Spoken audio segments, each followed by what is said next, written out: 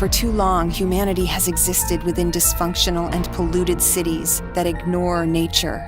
The problem with cities is that they're overcrowded, congested, polluting, have infrastructure issues, lack of reliable public transport, dirty, rat-infested. Okay, I have issues with some cities. I'm a country boy after all, so fair enough. So with a new crop of cities being purpose-built around the world, how would the new 170-kilometre long, 500-metre tall mirrored megacity in the Saudi desert compared to what we have now?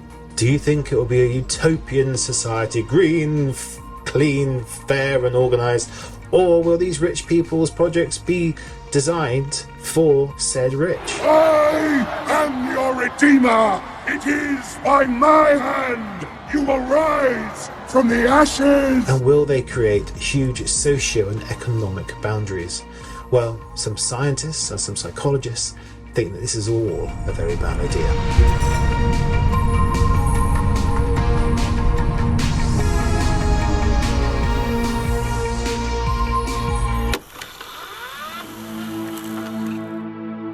New cities are emerging as a response to global challenges such as housing crisis and climate change, and they are pushing the boundaries of urban design with their high-tech and eco-friendly features. This idea isn't new though. Linear cities have been proposed since the 19th century as a way of housing more people effectively in a smaller land area, so the theory is a good one.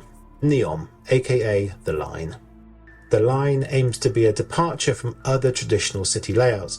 The megastructure, capitalised by American firm Morphosis and commissioned by the Crown Prince of Saudi Arabia, aims for it to prioritise people. 9 million people, known as Neomians, and prioritising nature, creating a new urban sustainability model based entirely on renewable energy, including hydrogen combustion. Let's just hope that's the green variety.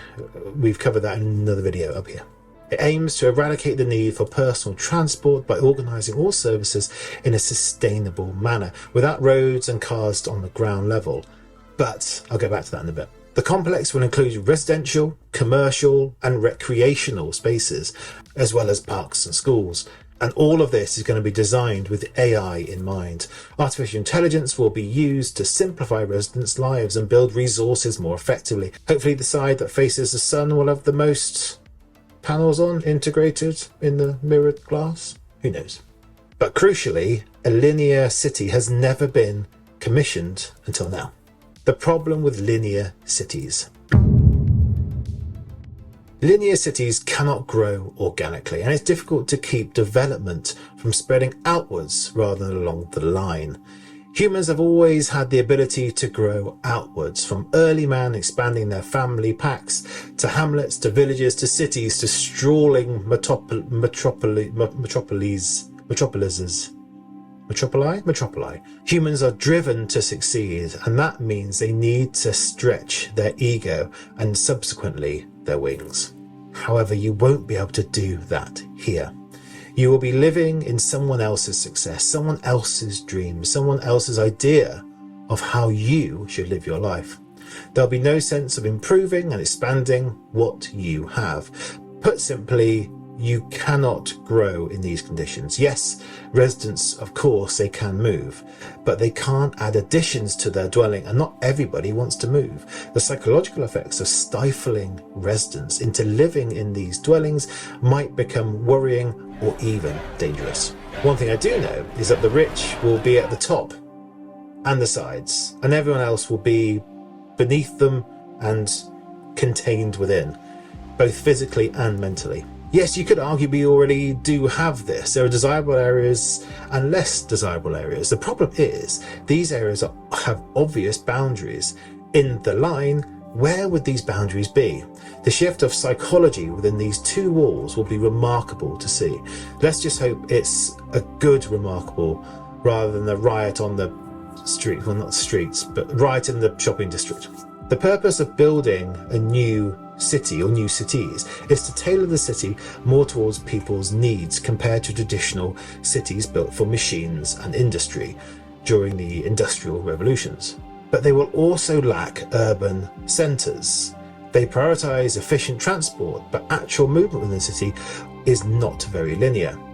They also limit choice for residents. Many critics and mock proposals of linear cities in the 1970s highlighted their dystopian and inhumane qualities, like having no sense of place and perception of culture. Whilst innovative in theory, linear cities are ultimately not practical or people-centered solutions for urban planning due to difficulties in implementation and inflexible designs. Organic, decentralized growth works better. It's proven everywhere across the world. Cities organically grow over time. This would be restricted or even illegal to do so. Speaking of illegal, Neom is planned to have its own independent legal and tax systems to attract international businesses and provide security for investors. Saudi Arabia, Kuwait, Brunei, Oman, Qatar already have 0% tax rate. So one would assume this would remain. It is being designed to be completely financially self-sufficient and has been spoken of by the people who have commissioned it as a country within a country.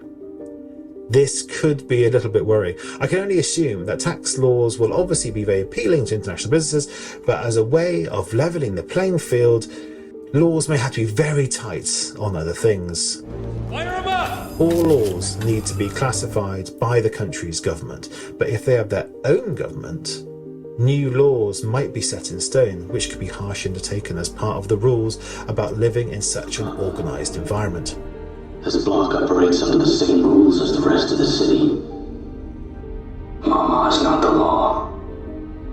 I am the law. Controlling and monitoring everything from a central authority along a continuous structure could enable excessive surveillance, a control over residents, a way of those in power to have more control. So think of it as a Google search, except instead of searching only what people make public, we're also looking at everything they don't. So emails, chats, SMS, whatever. Yeah, but which people? The whole kingdom, Snow White. One thing I really don't want to think about is what happens if there was a fire or a terrorist event, say. How would you get out? And surely, if it was a fire, it would spread incredibly quickly. For people who can evacuate, there would obviously be a bottleneck of some sort. Where would you go?